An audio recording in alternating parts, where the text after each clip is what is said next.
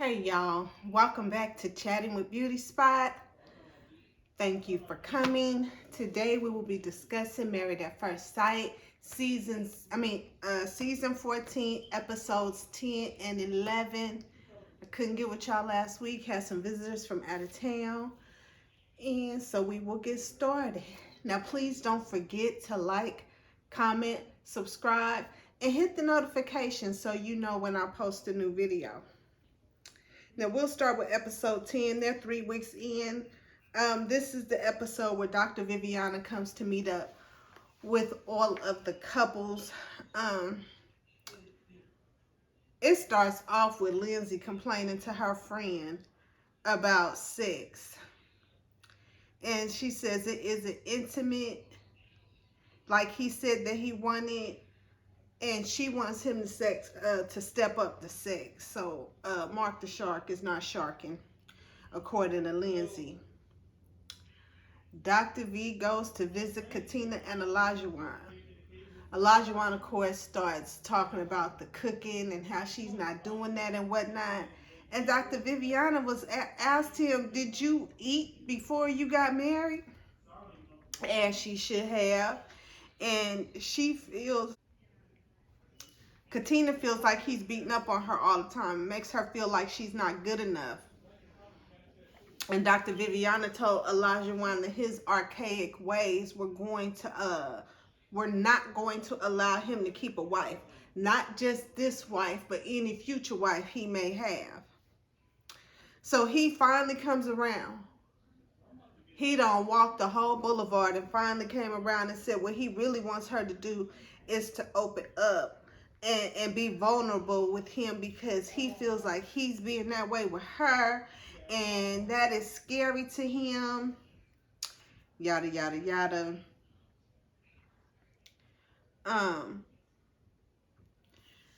Now we move on to Mike and Jasmina. They're telling stories of their childhood, embarrassing stories. She tells him a little high school period prank story that somebody did on her. He tells her that when he was 6, he peed on himself and everybody started calling him pee-pee boy. But anyway, it was funny. Now Dr. Viviana goes to see Noy and Steve. Of course, they were talking about their relationship, and I don't know if Steve brought it up or Noy brought it up, but they said Noy does shut down when she's upset. And it's not like she doesn't want to talk about it. She doesn't want to say anything right then and there, because she's going to say the wrong thing. She will say something that she cannot take back. Basically, her tongue cuts like a knife. And she said, Dr. Viviana asked if she learned about anything from Noodlegate. And she said she didn't realize how much she had hurt him. And when she bounced like that, and said she never wants to do that again. And he said if they keep moving in that way, their relationship is not going to be sustainable. He wants to know right away if she's upset. She wants a financial plan from him. Apparently, he still has not given her this plan. Then we have Dr. V going over to see Jasmina and Mike. And they let her know they are not physically intimate. He is not comfortable saying anything to her. But she keeps cutting him off while he's telling Dr. Viviana this. She feels like she is trying more than him. And Dr. Viviana said, a way to help them communicate is maybe they should journal and then read each other what they wrote in the journal. They both agreed that it was a good idea, and we'll come back to that. Dr. Viviana also told them not to say hurtful things to each other. Jasmina decides that she don't want a journal because, according to her, she can speak. She knows how to communicate. So he could journal, but not her. And she'll just talk her feelings out when he's finished. And he's like, no, I thought that we would both journal. And like she started to get pissed but they both agreed to do this, and now she don't want to do her part. She wants him to journal, and she feels like her communication style is so up to par that she could just speak her feelings and not journal. And she's like, I need to walk away. And she walks away, rolls her eyes, she gets upset. Like, whatever. On to Katina and Elijah Wine. Katina plans a movie night for Elijah Wine. She bought the little popcorn snacker thing. You know, I'll be seeing them at the Dollar Tree or whatever. But he was really excited and so appreciative that she did that. So, you know, they sit down and get ready to watch a movie. And, oh, is so excited. Mark and Lindsay. He comes home from work, see a Nerf gun sitting there with bullets, and she's like, you know, find me. They had a little Nerf gun fight. That was fun. That's something I would do. And they were sent a basket from Dr. V. It's a basket full of sex stuff, and it had gag balls and everything. He said, she's putting this gag ball in my mouth, but I believe it was for her. But luckily it was 2 gag balls in the basket, because that should have been for her. The ladies go and do the aerial yoga with the little ropes and stuff. Poor Katina, she was so awkward. Sis couldn't get through the little contraption. She was like, I need to go work out with my husband because she is not flexible. And Jasmina said that one of the little things that they had them do, she felt like she broke her cooch. The men go do ice hockey and fall all over the place. And, you know, of course they have discussions with each other and what they like. Do they like being married, and what do they miss about being single? And Katina was like, I don't miss it. I don't miss nothing. I like being married. And I'm like, you like being married to Elijah Wine? But I think Jasmina says she misses the chase, and so does Lindsay, and they all miss certain things. But it was Katina that said that she does not miss it at all, and she enjoys being married. And the men are also having a discussion after falling all over the place, and luckily none of them hurt themselves. But Mike said that he didn't think it would be as difficult as it was to do this marriage thing with Jasmina.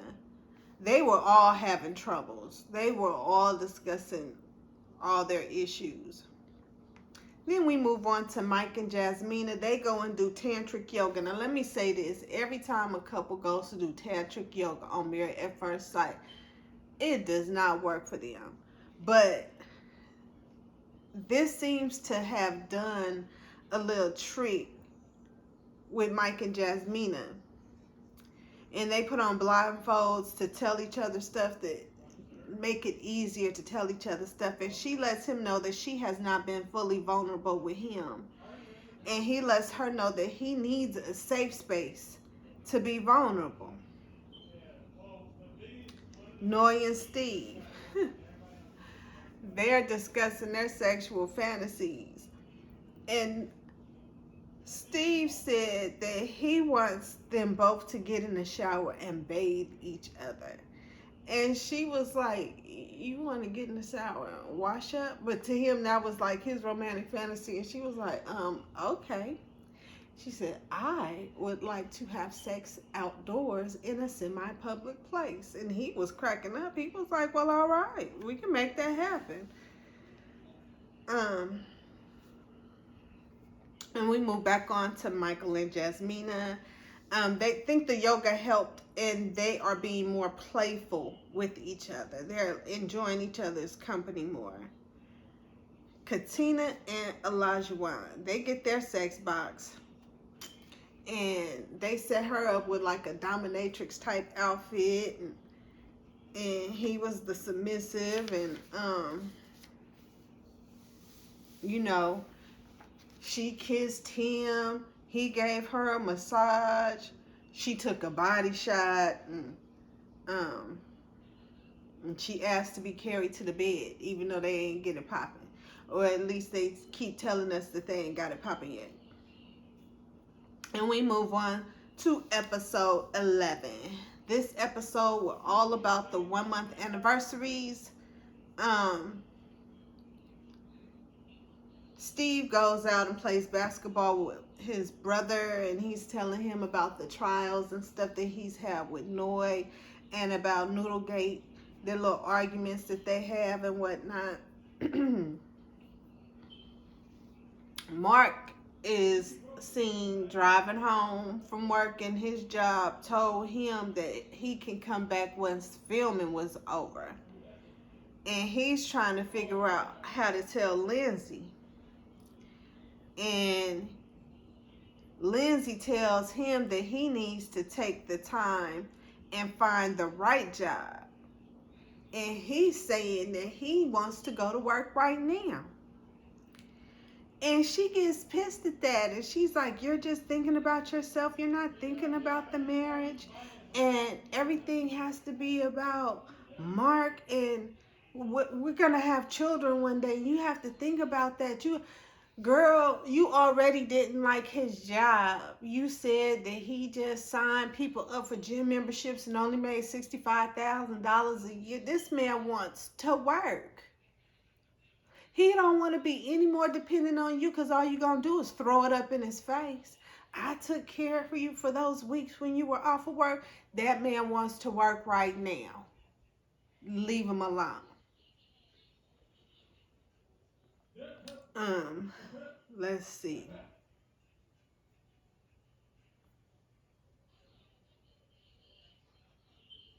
Noi goes to talk to her friend about her issues with Steve and him not wanting to find a job and him not giving her a financial plan.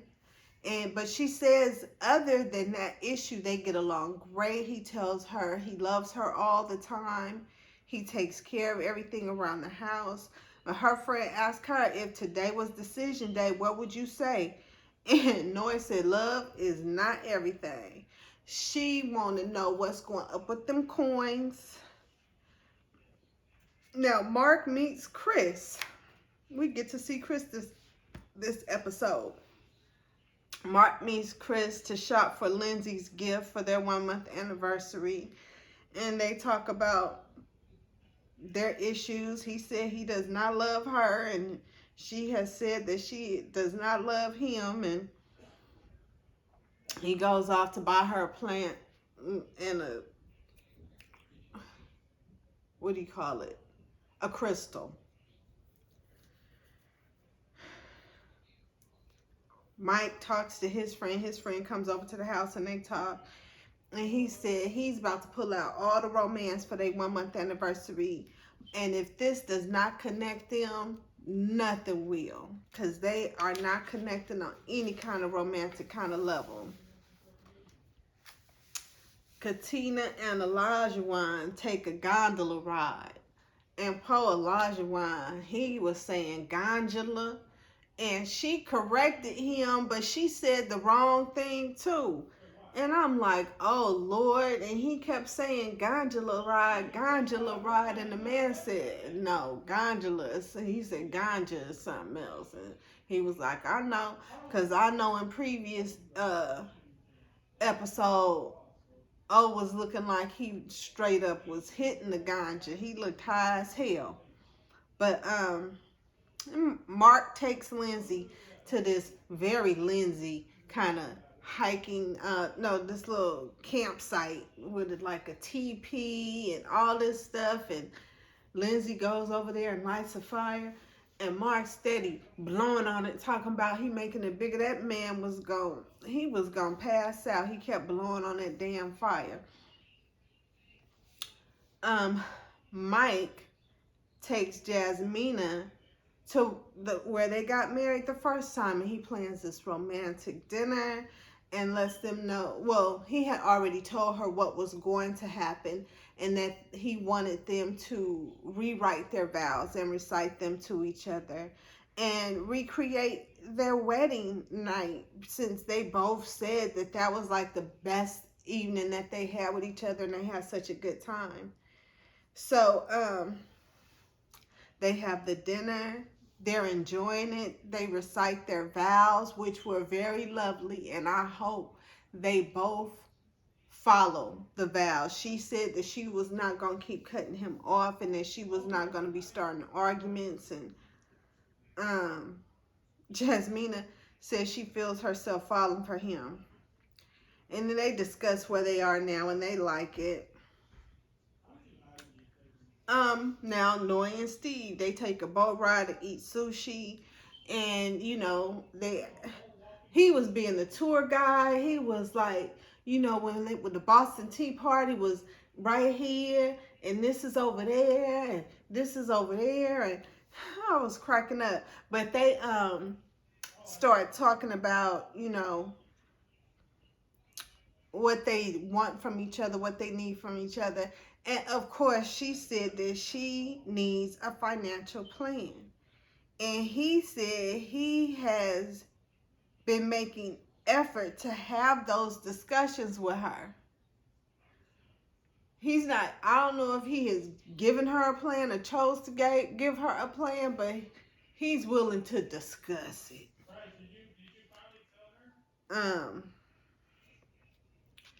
O was so excited about that gondola ride. He said he wouldn't change anything about her.